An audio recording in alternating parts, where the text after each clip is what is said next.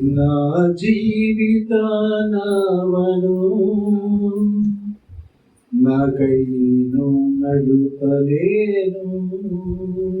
నా జీవిత నావను నాకై నేను నడుపలేను. అయిన తీరము చేరగలదు యేసుతో కలిసి నేను. అయిన తీరము చేరగలదు యేసుతో కలిసి నేను. నా జీవిత నావను నాకై నేను నడుపలేను. నా జీవిత నావను నాకై నేను నడుపలేను. హల్లెలూయా. ఈరోజు మనం నేర్చుకునే అంశం ఏంటంటే, భక్తి జీవితంలో సాతాను ప్రభావం ఎలా ఉంటుంది. ఏంటండి? మన భక్తి జీవితంలో సాతాను ప్రభావం ఎలా ఉంటుంది. సహజంగా మనం ప్రభు దగ్గరకు వచ్చిన తర్వాత మనకి ఏంటయ్యా అంటే, నేను ఏదో పాస్టర్గా నేను మాట్లాడుకునేటప్పుడు ఒక మాట మాట్లాడుతున్నాను. దేవుని స్తుతించడం కన్నా ఎవరు స్తుతి ఎక్కువైపోతుంది లోకంలో? సాతాను స్తుతి ఎక్కువైపోతుంది.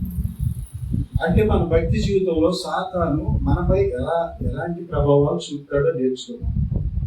ఒకటి, మొట్టమొదట సాతానుడంట మనల్ని చింతపడేలా చేస్తాడంట. మొట్టమొదట మన వీక్ పాయింట్లో ఒకటి కనిపెడతాడు. ఏమంటే ఏం చేస్తాడంట? చింతపడేలా చేస్తాడంట. 1 పేతురు పత్రిక 5వ అధ్యాయం 7వ వచనం. 1 పేతురు పత్రిక 5వ అధ్యాయం 7వ వచనం. ఆయన మిమ్మల్ని గూర్చి చింతించుచున్నాడు కనుక. ఏంటండి? ఆయన ఎవరు చింతిస్తున్నారట మన కోసం? యేసయ్య. ఆయన చింతిస్తున్నాడు కనుక మన చింత యావత్ ఎవరి మీద వేయాలంట? ఆయన మీద వేయాలంట. ఏమండి? మీ చింత యావత్తు ఆయన మీద వేసి మనం ఎలా ఉండాలో దేవుడు మాట్లాడుతున్నాడు అక్కడ. నిబ్బరమైన బుద్ధి గలవారై మెలకువగా ఉండుడి. నీ విరోధి అయిన అపవాది గర్జించు సింహం వలె ఎవరిని మింగుతున్నా అని వెతకుచూ తిరుగుచున్నాడు. ఆయనకి కావాల్సింది ఏంటి అంటే, ముందుగా భక్తి జీవితం కలిగి ఉన్నటువంటి ఒక క్రైస్తవ బిడ్డని నిరుత్సాహం అనేటటువంటి ఒక ఆయుధంతో పడేయడానికి ప్రయత్నం చేస్తాడండి. మొట్టమొదటిలో వచ్చేది ఏంటి? మనలో వచ్చేది నిరుత్సాహం. ఏమని నిరుత్సాహం వస్తుంది? మనకి ఏదైనా కష్టం వచ్చినా, శ్రమ వచ్చినా, బాధ వచ్చినా మనం ఏమనుకుంటాం? ఎన్నాళ్ళ నుంచో యేసయ్యని కొలుస్తున్నాం, ఎన్నాళ్ళ నుంచో దేవుడు అంటే ఎంతో ప్రేమ కొంటున్నాం, మనకున్న విశ్వాసం కూడా మరి బాగానే ఉంది. అయినా కూడా దేవుని కార్యాలు ఎందుకు ఆలస్యం అవుతుంది అనేటటువంటి ఒక నిరుత్సాహం అనేది ఏమైపోతుంది? మనలో కలుగుతుంది.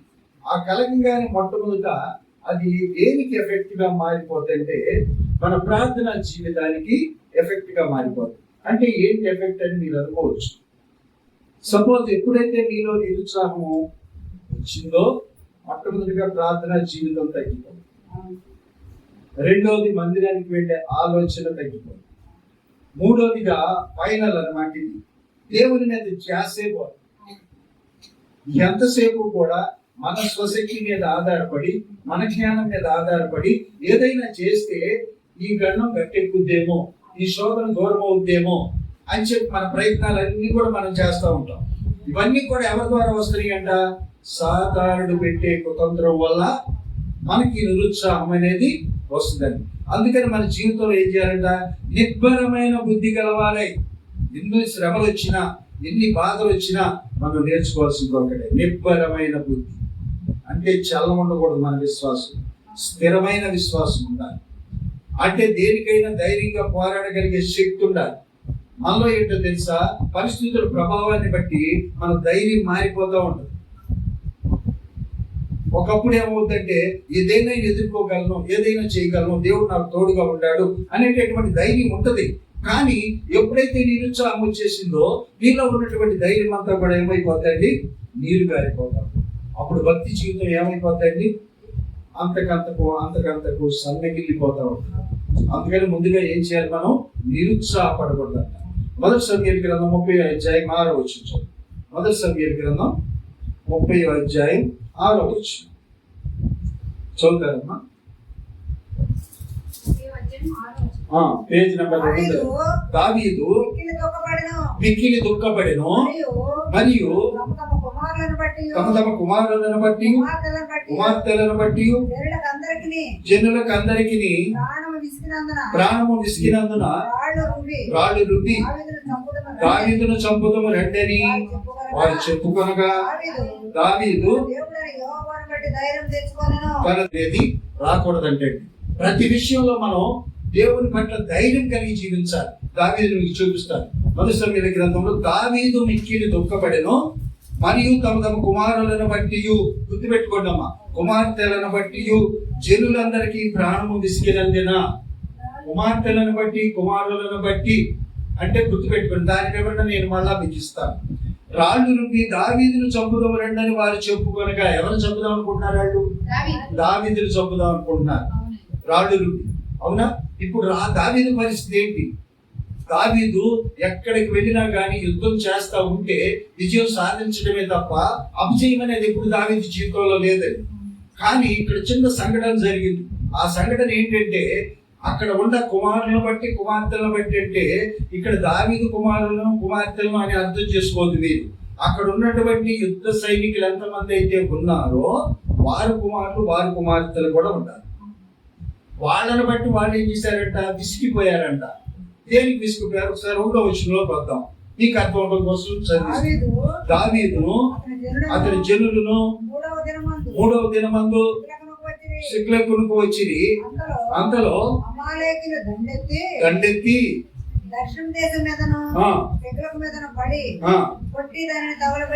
వాళ్ళ కంటిన్యూషన్ చదువుతుంది కానీ ఇక్కడ ఒక వచ్చిన మీకు అర్థమయ్యేటట్టు చదువుతున్నా. దావీదును అతని జనులను 3వ దినమందు సిక్లగునకు వచ్చిరి. ఎక్కడికి వచ్చారు? సిక్లకు వచ్చారు. అక్కడికి వచ్చిన తర్వాత అంతలో అమాలేకీయులు ఏం చేశారంట? దండెత్తి దక్షిణ దేశం మీద సిక్లక్ మీద పడి కొట్టి దానిని తగులుబెట్టి. ఇక్కడ దావీదు ఎక్కడికి వచ్చాడండి? సిక్లకు వచ్చాడు. సిక్లకు వస్తే అమాలేకీయులు ఎవరి మీదకి దాడి ఎత్తడానికి వచ్చారు? అక్కడ ఏమండి? సిక్లక్ మీదను పడి కొట్టి, చూసారా, దానిని తగులుబెట్టి. అంటే దావీదు ఉన్నటువంటి ప్రాంతాన్ని కొట్టి తగులుబెట్టి ఏం చేశారో చెప్తున్నారు. గనులనేమి అల్పులనేమి అందులో ఉన్న ఆడువారినందరినీ చెరపట్టుకొని చంపక వారిని తీసుకొని వెళ్ళిపోయి ఉండేది. ఏం చేశారండి? సిక్లక్ మీద దండెత్తి అక్కడ ఉన్న వాళ్ళందరినీ కూడా, కొంతమందిని గనులనేమి అల్పులనేమి అందులో ఉన్న ఆడవాళ్ళనందరినీ, చూశారండి, ఆడవాళ్ళని స్త్రీలందరినీ కూడా ఏం చేశారంట? చెరపట్టుకొని చంపక. వాళ్ళైతే చంపల, కానీ ఎక్కడికి తీసుకెళ్ళిపోయారు? వాళ్ళ ప్రదేశానికి తీసుకెళ్ళిపోయారు. వారిని తీసుకొని వెళ్ళిపోయి ఉండిరి. జరిగిన సంఘటన ఇది.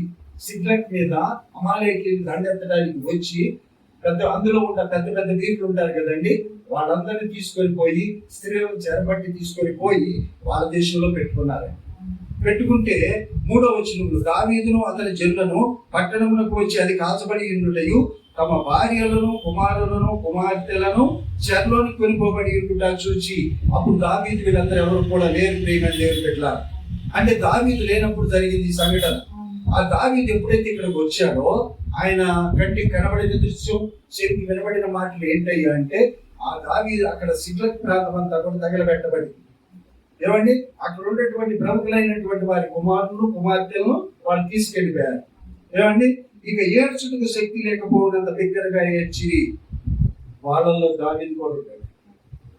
ఏడ్చే వాళ్ళందరూ కూడా ఏంటంటే, అయ్యా దావీదు గారు మా కుమార్తెలను అందరినీ కూడా వాళ్ళు తీసుకెళ్ళిపోయారయ్యా, పట్టణం అంతా తగలబెట్టేశారు అని చెప్పినప్పుడు ఏడవడానికి కూడా శక్తి లేక వీళ్ళందరూ కింద మరి మోకాళ్ళ మీద కూర్చున్నట్టుగా దైవగ్రంథంలో ఉంది.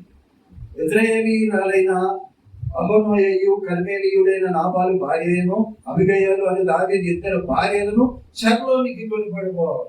ఎవరెవరు వెళ్ళారండి? వాళ్ళందరినీ కాదు, ఇక్కడ దావీదు భార్యలను కూడా తీసుకెళ్ళిపోయారు. అంటే సాతానుడు ఎలా నిరుత్సాహపరుస్తాడో మీకు చెప్తున్నాను. ఇక్కడ దావీదు శక్తిని అంతటి కూడా అమాలేకీయులు ఏం చేశారు? లాక్కెళ్ళిపోయినట్టే. ఏమండి అక్కడ ఉన్న యుద్ధ వీరులు కానీ, చిన్నోళ్ళని కానీ, స్త్రీలను కానీ అందరిని కూడా కలిపి తీసుకెళ్ళిపోయారు. ఆఖరికి దావీదు భార్యలను కూడా తీసుకెళ్ళిపోయారు. ఇప్పుడు శక్తి ఉంటుందంటారా? నిరుత్సాహం రాకుండా ఉంటుందంటారా దావీదు జీవితంలో? ఏమండి నిరుత్సాహపడిపోయి దావీదు ఏం చేయాలో తెలియక ఏడవడానికి కూడా శక్తి లేక కూర్చుండిపోయాడండి. అలాంటి దావీదు మీద వీళ్ళు ఏమంటారు తెలుసా? దావీదు మిక్కిలి దుఃఖంలో ఉండెను, మరియు తమ తమ కుమారులను బట్టి, అంటే వాళ్ళ కుమారులను బట్టి, వాళ్ళ కుమార్తెలను బట్టి వీళ్ళ ప్రాణం విసిగిపోయిందంట. పక్కన ఉన్నటువంటి వాళ్ళ ప్రాణం విసిగిపోయి ఏమన్నారు తెలుసా అండి? రాళ్ళు రుద్ది దావీదును చంపుదోడని వాళ్ళు చెప్పుకొనగా. చూసారా? కారణం ఎవరు? దావీదు. అయ్యా నువ్వే కాదు, మా కుమారుని ఎత్తుకుపోవడానికి, కుమార్తెలు ఎత్తుకుపోవడానికి, వీళ్ళందరినీ ఎత్తుకోవడానికి కారణం ఎవరంటే నువ్వే అని ఎప్పుడైతే దావీదు మీద నింద వేసి రాళ్ళు వేసి చంపాలని చూశారో, ఆ నిరుత్సాహంలో కూడా దావీదు నిరుత్సాహపడిపోలేదని గుర్తుపెట్టుకోండి. కష్టం అనేది మన ఇంటి గుమ్మం తలుపు తట్టొచ్చు, శ్రమ అనేది రావచ్చు, బాధ అనేది రావచ్చు, కానీ మనం చేయాల్సిన పనుల్లో ఏంటో తెలుసా? నిబ్బరము కలిగి ధైర్యంగా ఉండటం అనేది క్రైస్తవ బిడ్డల లక్ష్యం. అందుకని మనం ఎప్పుడు కూడా నిరుత్సాహపడిపోకూడదు. తర్వాత వెంబడి దావీదు ఏఫోదు తెమ్మని యాజకులకు అహిమెలెకు కుమారుడైన అబ్యాతారుతో చెప్పగా, అబ్యాతారు ఏఫోదును దావీదు నద్దుకు తీసుకెళ్లి వచ్చెను. నేను ఈ దండును తరిమిన యెడల దాన్ని కలుసుకొందునా అని యెహోవా యొద్ద దావీదు విచారణ చేయగా, యెహోవా తరుము, నిశ్చయంగా నీవు వారిని కలుసుకొని తప్పక నీ వారందరినీ దక్కించుకుందు అని సెలవిచ్చాను. ఊరికినే కూర్చోలేదండి. నిరుత్సాహపడిపోయి అమ్మో ఇప్పుడు ఏం చేయాలి అని చెప్పి అక్కడున్న సేవకుల వంక లేకపోతే వాళ్ళ వంక వీళ్ళ వంక చూడాలి. దావీదు వెంబడి దేవుడు సన్నిధి పెట్టాడు, మోకాళ్ళు వచ్చాడు, ప్రార్థన చేశాడు. అయ్యా ఒకవేళ నేను కనుక ఎత్తుకుపోయిన వాళ్ళ దండును కనుక ఎదుర్కొంటే నా పరిస్థితి ఏంటని అడిగాడు దేవుడు. అప్పుడు దేవుడు ఏం చేశాడండి? తన నోటి వాక్కు చేత దావీదు ప్రయాణమై వెళ్ళాడు, వాళ్ళ మీద విజయాన్ని సాధించాడు. ఎవరెవరినైతే బంధించబడ్డారో వాళ్ళందరినీ కూడా తీసుకొచ్చుకున్నాడు. చూశారా ప్రియమైన దేవుని బిడ్డ? నిరుత్సాహం లేకుంటే దేవుని యొక్క విజయాన్ని ఎప్పుడైనా మనం చూడవచ్చు. దావీదులో నిరుత్సాహం రాలా, కానీ ఆ దావీదులో ఉన్నటువంటి ఒకే ఒక నమ్మక విశ్వాసం ఏంటంటే, నా దేవుడు గొప్పవాడు, వాళ్ళ చేతిలో నుంచి వీళ్ళందరినీ తీసుకురాగల శక్తి నా దేవుడికి ఉంది అని మోకరిచ్చాడు, ప్రార్థన చేశాడు, దేవుడి దగ్గర మాట తీసుకున్నాడు, వెళ్ళాడు, వాళ్ళ మీద విజయాన్ని సాధించుకొని ఎవరెవరైతే బంధించబడ్డారో వాళ్ళందరినీ కూడా తీసుకొచ్చాడు. క్రైస్తవ బిడ్డల లక్షణం ఎప్పుడు కూడా ఎలా ఉండాలి తెలుసా? ఏ సమస్యనైనా ప్రార్థనతో జయించేటటువంటి అనుభవం ఉండాలి తప్ప ఎప్పుడు నిరుత్సాహపడిపోకూడదు. నా జీవితం ఇంతే అని ఎప్పుడు అనుకోకూడదు. కానీ దేవుడిని అడగాల్సిన మాట ఏంటో తెలుసా? దావీదు ఏ విధంగా అయితే ప్రార్థన చేశాడో, అయ్యా వాళ్ళని ఎదుర్కొంటే నేను జయించగలనయ్యా, వాళ్ళ సైన్యం నా సైన్యం ఏంటో నాకైతే తెలియదు, కానీ వాళ్ళ మీద యుద్ధానికి వెళితే మరి వాళ్ళు వచ్చి సిగ్లెట్ మీద కూడా వాళ్ళందరినీ ఎత్తుకెళ్ళారు, వాళ్ళ సైన్యం ఎంత ఉందో తెలియదు, వాళ్ళ అంగబలం ఎంత ఉందో తెలియదు, ఇవన్నీ కూడా నాకేమీ తెలియదు, కానీ నాకు తెలిసిందల్లా నీ దగ్గర ఒక ప్రార్థన చేయటం మాట అని మోకరించి ప్రార్థన చేసి దేవుడిచ్చిన మాటను బట్టి వెళ్ళాలను ఎదుర్కొని వాళ్ళందరినీ తీసుకొచ్చున్నాడు. కాబట్టి సాతాను ఏం చేస్తాడంటే మొట్టమొదట నిరుత్సాహం అనేటటువంటి దాన్ని మన మీద ప్రయోగిస్తాడంటే. రెండోది ఏంటంటే సమయాన్ని వృధా చేసేలా ప్రయత్నం చేస్తాడంటే. సమయాన్ని వృధా చేయటం అంటే దేవుడికి ఇచ్చే సమయాన్ని వీడు పాడు చేస్తూ ఉంటాడు ఎంతసేపు. అది ఎలాగో చూద్దాం. ఎఫ్సి పత్రిక 5వ అధ్యాయం 15వ వచనం. ఎఫ్సి పత్రిక 5వ అధ్యాయం 15వ వచనం. Page number 176 page 5:15.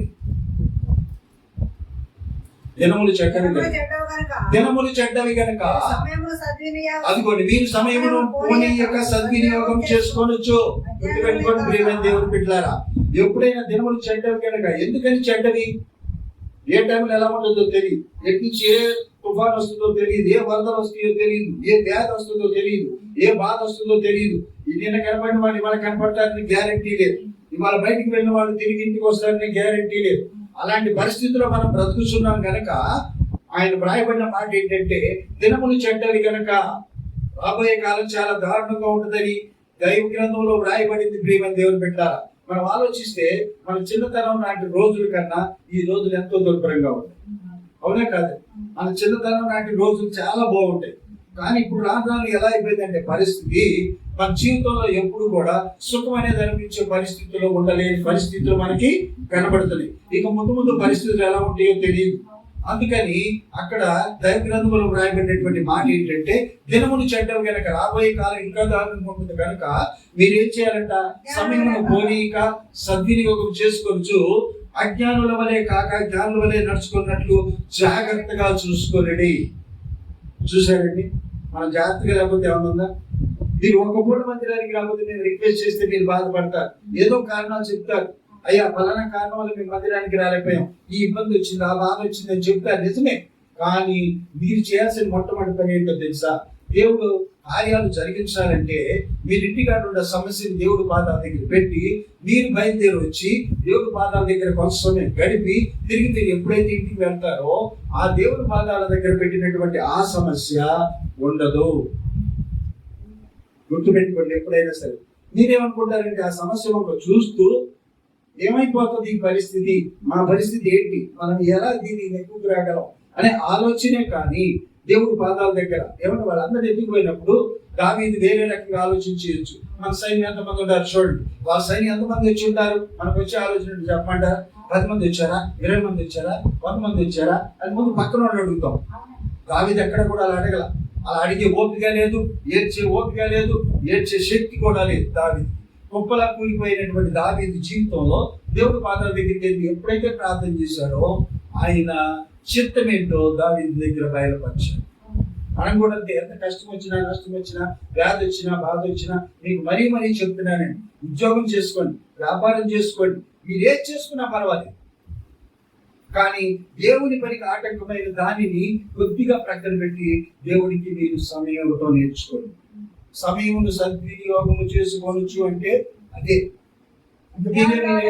అజ్ఞానుల వలె కాక జ్ఞానుల వలె నడుచుకున్నట్లు జాగ్రత్తగా చూసుకోండి.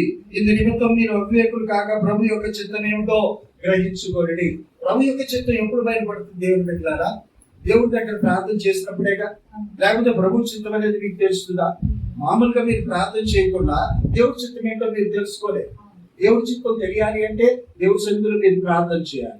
దేవుడి సన్నిధిలో ప్రార్థన చేసిన తర్వాత మీరు చేసే చిన్న పొరపాటు ఏంటో చెప్పన, ప్రార్థన చేసి వదిలేస్తారు, కానీ దేవుని ద్వారా వచ్చే మాట కూడా వినాలి.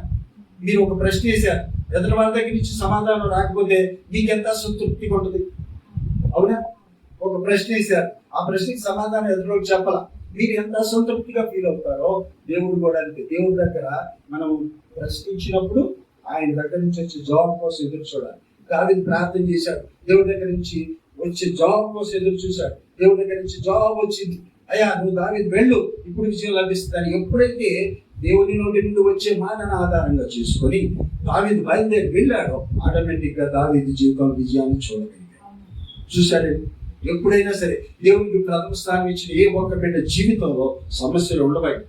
మీరు అనుకుంటారు అంటే సమస్యలు అందరికీ ఉంటాయి. ఇప్పుడు ఇందాక ఆలోచిందని చెప్పారు సాక్ష్యం. సపోజ్ మనం అనుకుందాం, కుటుంబంలో సమస్యలు అనేవి అందరికీ ఉంటాయి, కానీ ఆ సమస్యల్ని అధిగమించగలిగేటటువంటి శక్తి దేవుడికి ఒక్కడికే.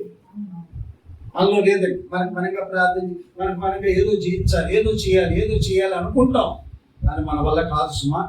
దేవుడి సన్నిధిలో ప్రార్థన చేస్తే ఆ ప్రార్థన అనేది ఏమవుతుంది, మనకి, మన బిడ్డలకి, మన కుటుంబానికి కాపుదలగా ఉంటుందండి. ఒకవేళ జరగవలసినటువంటి ఏదైనా సరే మరి ఏదో అపవాది ఎన్ని చిక్కు సమస్యలు పెట్టినా మన జీవితంలో జరగకుండా అర్థం ఎవరు పడతా ఉంటారు? దేవుడు. కాబట్టి మనం ఎప్పుడు కూడా ఎలా ఉండాలి? నిరుత్సాహపడిపోకూడదు. రెండోది సమయాన్ని, 2 సమయాల గ్రంథం 24:10. 2 సమయాల గ్రంథం 24:10. జనసంఖ్య చూచినందుకై దావీదు మనసు కొట్టుకొనగా అతడు నేను చేసిన పని వలన గొప్ప పాపం కట్టుకొంటిని, అవివేకనై దాని చేసితిని. యెహోవా కరుణించి నీ దేవుడనైనా నీ దాసుడనైనా నా దోషమును పరిహరింపుమని. వినండి ప్రియమైన దేవుని బిడ్డలారా, ఇందాక దావీదు గురించి మీకు చెప్పాను. ఎలాంటి పరిస్థితుల్లో చెప్పాను? సిక్లక్ మీద దాడి చేసినప్పుడు దేవుడి సన్నిధిలో ప్రార్థన చేశాడు, దేవుడు చెప్పినప్పుడు వెళ్ళాడు, దావీదు విజయాన్ని చూశాడు, అవునా? ఎప్పుడు నిరుత్సాహపడకుండా వెళ్ళినప్పుడు. ఇక్కడ నిరుత్సాహం వచ్చింది దావీదులో. ఎలాంటి నిరుత్సాహం అంటే సమయాన్ని వృధా చేసే నిరుత్సాహం. ఏంటంటే అది సమయాన్ని వృధా చేసేటటువంటి నిరుత్సాహం.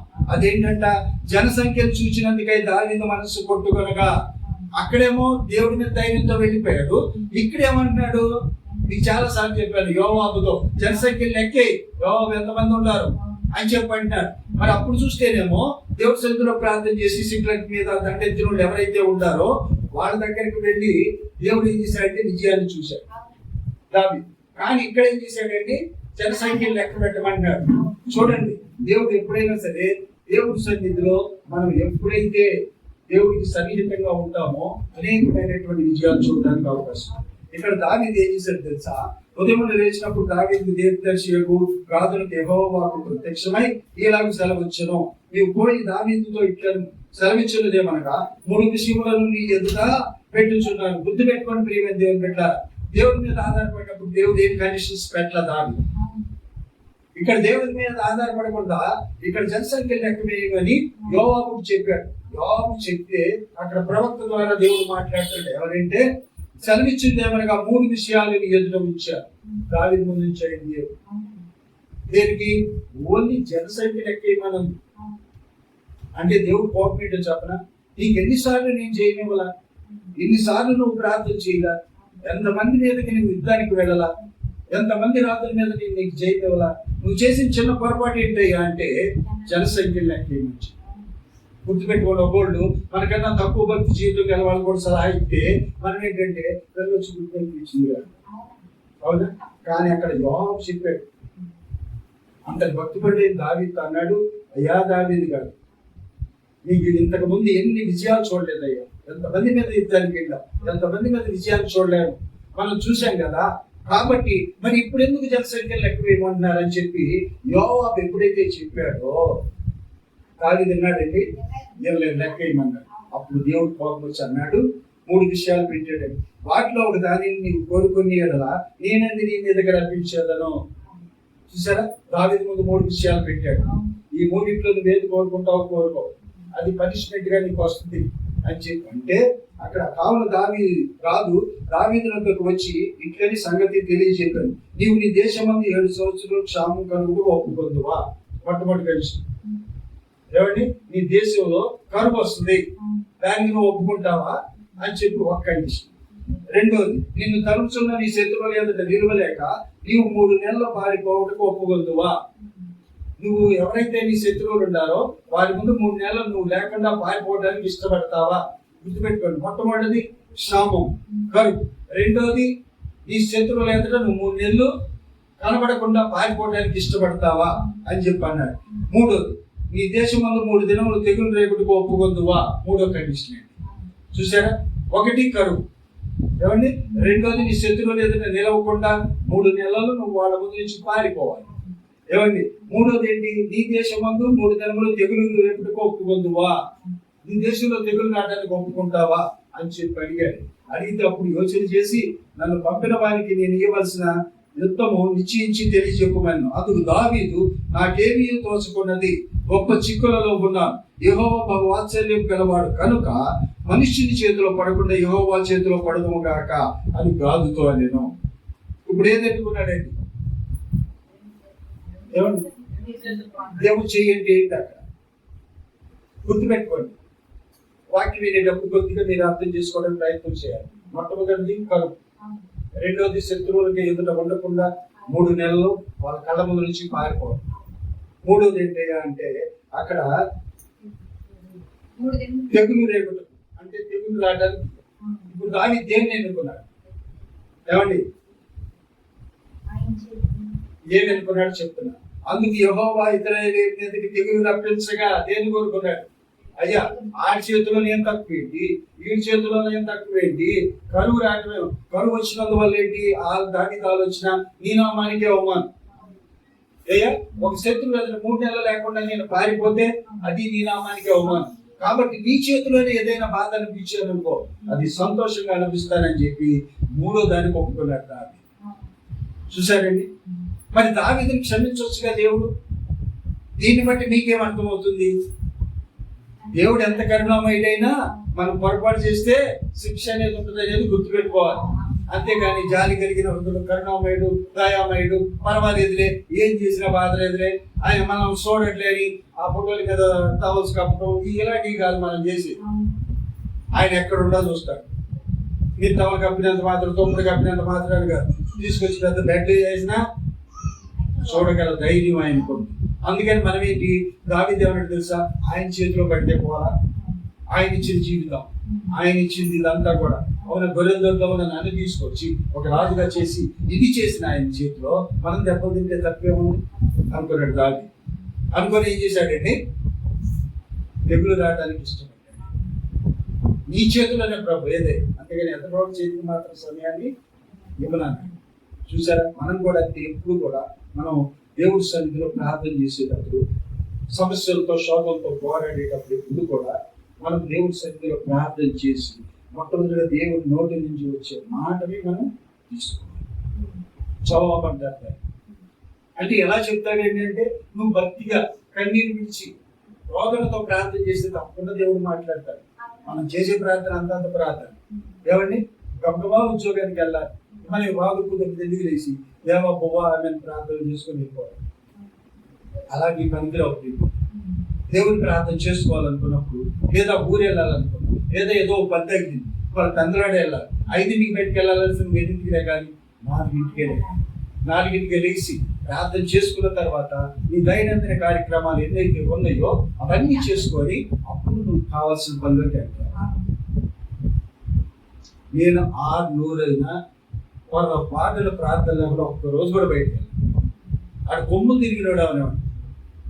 రెండో విషయం ఏంటో చెప్పనా, మీకు ఫోన్లు వద్దని దేనికో తెలుసు, నాకు ఇంపార్టెంట్ ఫోన్లు వస్తాయి వాక్యం చెప్పేటప్పుడు, కానీ ఎవరితో మాట్లాడు ఆయన చెప్పాను తర్వాత మాట్లాడతా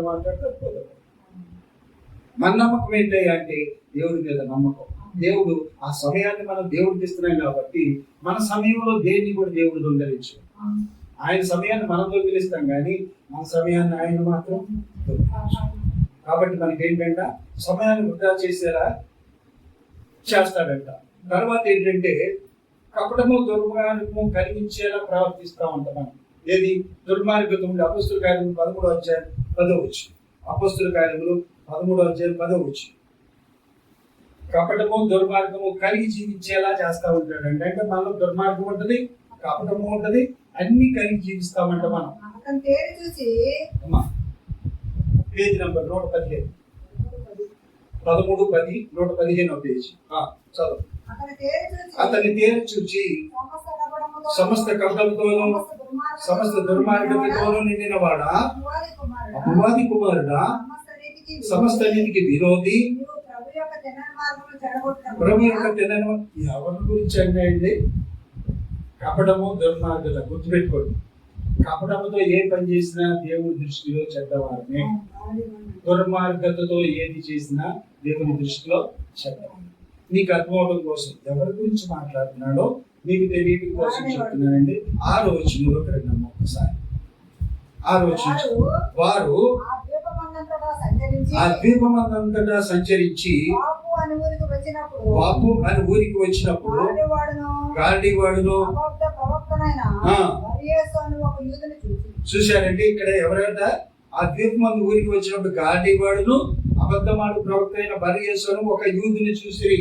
వీళ్ళు వాడిని చూశారు. ఎవరిని? ఒక గారడీవాడు. ఎవరిని? ఇతడు వివేకం గలవాడైన సెర్గీ పౌలును అధిపతి యొద్ద నుండెను. సరులను పిలిపించి దేవుని వాక్యం వినగోరెను. గుర్తుపెట్టుకుంటాం, ఒక గాడివాడిని చూశారు. ఆ గాడివాడు ఏం చేశాడు తెలుసా?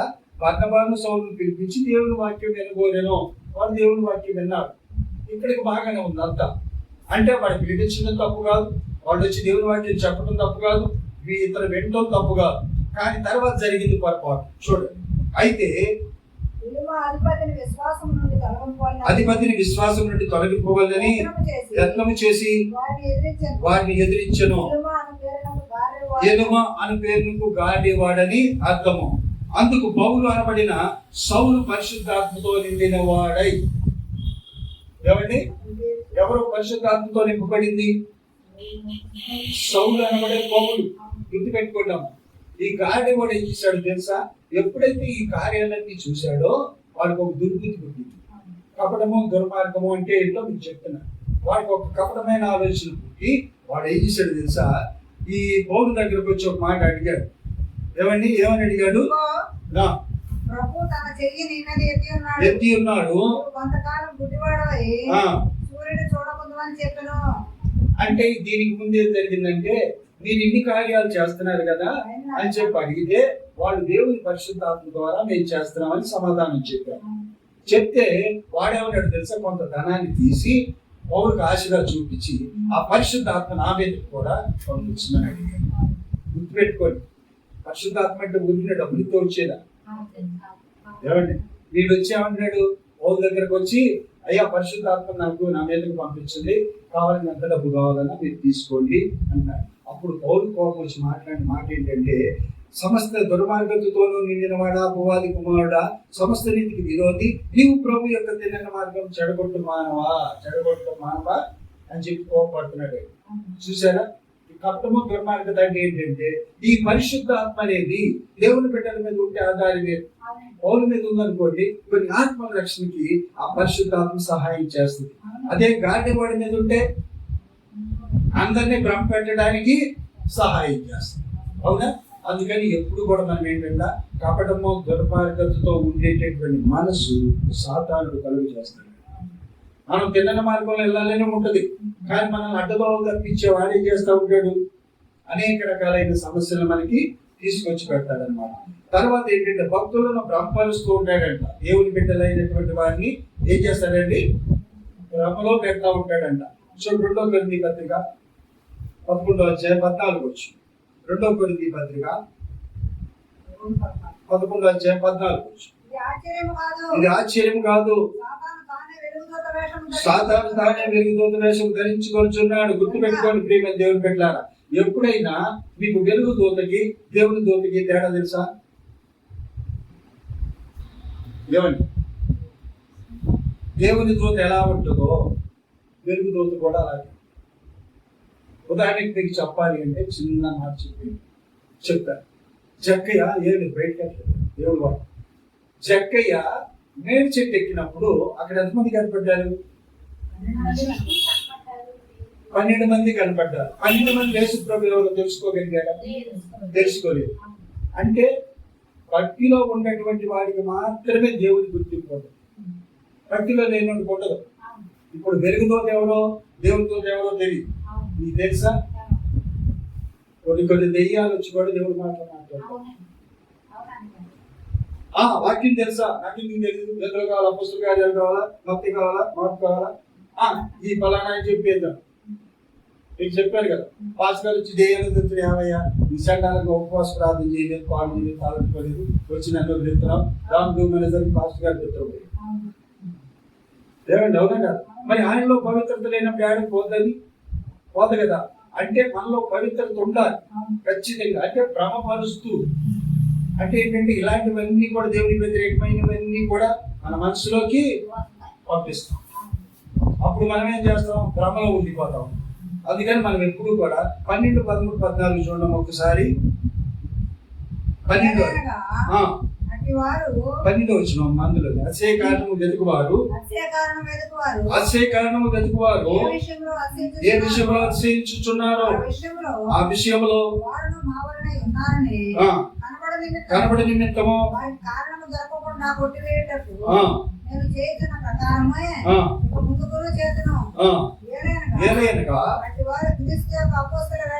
అదిగోండి, ఏలయనగా అట్టి వారు క్రీస్తు యొక్క అపొస్తలుల వేషము ధరించుకొని వారై, అదిగోండి దొంగ అపొస్తలులు. అదిగోండి చూసారా, వెలుగు దూతకి దీనికి తేడా లేదంట. ఇప్పుడు మోసగాండ్రులు లేరంటారా? ఏమండి, గుర్తుపెట్టుకోండి, అపొస్తలుల వేషము ధరించుకొని వారై ఉండి దొంగ అపొస్తలులు గాను మోసగాండ్రులకు పరివారినై ఉన్నారు. లేరే వాళ్ళ? ఏమండి, దొంగ అపొస్తలులు అంటే ఎవరు? అదిగో చూసారు, పాస్టర్ తక్కింది. దొంగ పాస్టర్లు అంటే ఎవరో ఏం చేస్తారంటే, మన దేవుడు డబ్బు దొంగతనం చేస్తారా అంటే ఏం చేయదు. మేక వల్ల పుల్లులు అంటారు వాళ్ళు. మేక వల్ల పుల్లులు అంటే దేవుని యొక్క స్వరూపాన్ని ధరించుకొని చేసేటటువంటి దేవునికి వ్యతిరేకమైన పనులు. ఏమండి, మనం క్యాలెండర్లు కొట్టించాం. నీ దగ్గర ఏ రోజన్నా డబ్బులు తీసుకున్న పాపం ఉందా? ఏమండి, మరి ఖరీదైన క్యాలెండరే మనకి డబ్బులు వస్తాయి బాగానే దాన్ని నమ్ముకుంటే. ఒకసారి ఒక ఆవిడ పాపం ఏదో దూరమైన చర్చికి వెళ్ళాక పక్కనుండే కాలువ గడి చర్చికి వెళ్ళి ఎందుకు ఆ క్యాలెండర్ చూస్తే అయ్యే క్యాలెండర్ 200 అన్నమాట. ఏమండి, ఏ రోజుకి ఆ రోజు ఉద్యోగం చేసుకునే వాళ్ళ దగ్గర 200 దిగలరా? ఏమండి, సరే ఏదో ఆదాయం ఉండేవాళ్ళు అయితే చేస్తారు. ఆదాయం లేని వాళ్ళ పరిస్థితి ఏంటండి? ఏమండి, 200 అనేసరికి యువతల ఆవిడ దానికి వచ్చేసింది. కొన్ని యువతల ఆవిడ భేదావిడ అంటే కొన్ని లక్షల వడ్డీకి దిగుతుంది. వింటారమ్మా, కొన్ని లక్షల వడ్డీకి తిప్పావిడ పైసా కూడా నిత్యం క్యాలెండర్ లేకపోతే వచ్చేసి మనకేమో అమ్మ క్యాలెండర్ తీసుకుంటారంటే మా ఇంట్లో చాలా ఉండదు, ఊరికి నేర్తామండి. మన ఇంట్లో చాలా ఉండదు. ఎన్నుంటే అవ్వండి దేవుడి క్యాలెండర్ 100 పెట్టుకోవచ్చు చుట్టూ. నాకు ఇచ్చేవాళ్ళు ఉంటే శుభ్రంగా చుట్టూ అంటే మేకమైన పురులు అంటే అదే. మనం దేవుడి స్వరూపాన్ని ధరించుకొని దేవుడు బతకమంటే మనం ముసుకేసుకొని బతికితే ఎలా కుదురుతుంది? కుదరదు. రూపాయి కోసం అయితే మనం ఇదే చేయవలసిన సేవ రకరకాలుగా ప్రయత్నాలు చేసుకోవచ్చు, అవునా? కానీ దేవుడి సన్నిధిని ఎప్పుడైతే మనం మారు మనసు పొంది పాప క్షమాపణ అనే దేవుడి దగ్గర పొంది మనం రక్షణ తీసుకున్న తరువాత ఎప్పుడు కూడా దేవునికి వ్యతిరేకమైన మార్గంలో నడవడానికి ప్రయత్నం చేయకూడదు. దేవుడు చెప్పిన మాట ఏంటో తెలుసా? రక్షణ తీసుకున్న తర్వాత కూడా దేవుడికి దూరం అవడం పాపం, అది కూడా వద్దంటాడు. కాబట్టి దాని విషయంలో కూడా మనం చాలా జాగ్రత్తగా ఉండాలి. ఎందుకంటే రక్షణ అనేది ఏంటో తెలుసా? పవిత్రమైనది, దేవుడు ఇచ్చేది. అందరూ అనుకుంటారు ఏదో తీసుకున్నారే పర్వాలేదు అనుకుంటారు. కాదు సుమా, దేవుని రక్షణ ఉంటే నీకు ప్రతి ఒక్క దాని మీద జయమే. అంటే శక్తి కలిగిన వారిగా తయారు చేయబడతాం. ఎప్పుడైనా రక్షణ తీసుకున్న వాళ్ళకి అదే తేడా. ఎప్పుడైనా బలవంతులుగా ఉంటారు. అందుకని ఆ బలాన్ని మనం పోగొట్టుకోకూడదు ప్రతి క్షణం. రెండోది మీకు ఇంకో విషయం చెప్తాను. పళ్ళ మీరు అశ్రద్ధ చేస్తున్నారు. పళ్ళ వల్ల ఉపయోగం ఏంటి చెప్పంటారా? మీ దగ్గరికి ఎలాంటి గాలి ధూళి కూడా రాదు. మళ్ళా తీసుకుంటే గుర్తుపెట్టుకోండి, పళ్ళలో ఎంత పవిత్రత ఉందో తెలుసా? ఆఖరికి మళ్ళీ ఏ అవిధేయత ఉన్నా, ఏ పాపం ఉండా, ఏ దోషం ఉండా దేవుడి రక్తంలో కడగబడటానికి మళ్ళీ తీసుకుంటా ఉంటాం. మనం మాట్లాడుకునేది అందుకే కదా. మరి ఆ పాపం పోవటానికి, ఎవరి మీద ఆయాసం ఉంటే పోవటానికి, ఎవరి మీద పగ ఉంది పోవటానికి, ఎవరి మీద ద్వేషం ఉంది పోవటానికి, ఇవన్నీ కూడా ఏంటంటే ఆయన రక్తంలో కడగబడటానికి మనం బలం తీసుకునేది. అందుకని బలం ఎప్పుడు కూడా శ్రద్ధ చేయకూడదు. నీ శరీరంలో ఉన్న ప్రతి బలహీనత కూడా పోవడానికి అవకాశం ఉన్నాయి. ఏ బలహీనత అన్నా కానీ, ఆరోగ్య బలహీనత కావచ్చు, ఇంకో బలహీనత కావచ్చు, గాలి ధూళి శుద్ధ శక్తి ఏదైనా సరే దేవుని బల్ల అనేది అంత పవిత్రమైనది. అందుకని మనం ఎప్పుడు అశ్రద్ధ చేయాలి. తర్వాత లాస్ట్ విషయం చెప్పిస్తానండి. నీతిమంతులంటే ద్వేషించేలాగా చేస్తానండి. ఏం చేస్తాడండి? మొదటి యోహాను పత్రిక 3:12 వచ్చు. మొదటి యోహాను పత్రిక 3:12 వచ్చు. కయ్యని వంటి వారమై ఉండరాదు. వాడు దుష్టుని సంబంధి అయి తన సహోదరుని చంపెను. వాడు అతన్ని ఎందుకు చంపెను? తన క్రియలు చెడ్డవనియు. చూశారండి, మన ఆలోచనలు ఎట్లుంటాయి తెలుసా? మనం బాగుపడిపోయినా ఆడు బాగుపడకూడదు, అవునా? మనం బాగుపడిపోయినా బాధపడం, కానీ ఎదుటోడు బాగుపడకూడదు. ఆడు బాగుపడితే మనం బాధపడము, అవునా?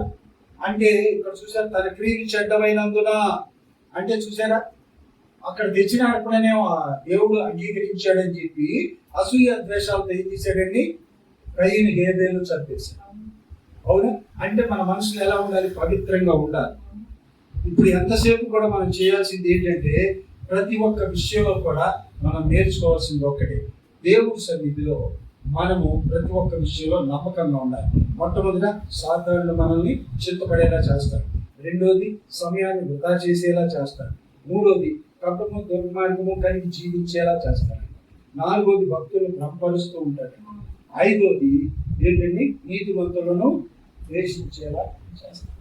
చూశారండి, కాబట్టి మనం ఏంటి, సాతాను చేతి అనేది ఎప్పుడు కూడా మనం లొంగకూడదు. సాతాను చేతిలోకి వెళ్ళకూడదు. దేవుడి చేతులు మాట ఏంటి, వారి చేతుల్లో మిమ్మల్ని చెప్పుకోండి. దేవుడి చేతిలో మనం ఉన్నాం, వారి చేతులకు సామాన్యంగా వెళ్ళకూడదు. వారి చేతుల్లోకి వెళ్లకుండా ఉండాలి అంటే దేవుని యొక్క చేతుల్లోనే మనకి సంరక్షణ. ఎప్పుడైతే మనం దూకాలని ప్రయత్నం చేసామో ఆటోమేటిక్గా ఏం చేస్తాడు, ఎక్కడ దూకుతున్నామో అక్కడ పెడతాడు. ఆయనకి తెలుసు కదా టెక్నిక్. మనం ఇంటి తిరుగుతున్నాం అనుకో, మనం ఎడు తిరుగుతున్నాం వాడికి తెలుసు, ఎడు దూకుతామో తెలుసు. అందుకని దేవుడి చేతులు ఎప్పుడైతే మనం పడిపోతున్నామో ఆటోమేటిక్గా చేయి పెట్టగా నా చేతిలోకి వెళ్ళిన తర్వాత మళ్ళీ దేవుడి చేతిలోకి రావడానికి కొంత. కాబట్టి మనం ఏంటంటే మనం సాతాను ప్రభావం ఎలా పడుతుంది అనేది మనం జాగ్రత్తగా చూసుకుంటా ఉండాలి. సాతాను ప్రభావం మన మీద పడకుండా సహాయం చేయాలి.